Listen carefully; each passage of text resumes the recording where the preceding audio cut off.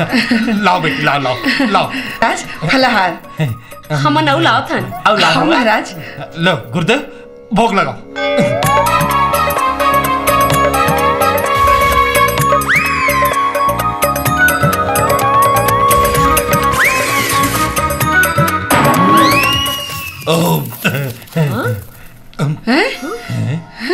हमारे गुरुदेवा बहुत पहुंचे हुए, घंटों कामला मिनटम कर देते है ना गुरुदेव। चलो सही कहा, तुमने सबो फलाहार रही मेरे रख दो और तुम जाओ रात के कान फुकाए की तैयारी कर। ठीक है महाराज, हम तैयारी करत हन।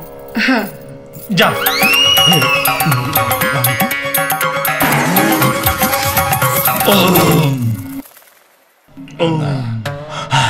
बुद्धू, अगर हम रोज इसने बढ़िया बढ़िया खाना खाना है ना, तो ये देरानी जेठानी में झगड़ा मरतायल पड़ी। लेकिन ये अच्छा बात न है भाई। चुप है, मैं जैसे कहा था वो इसने कर बे इतिया।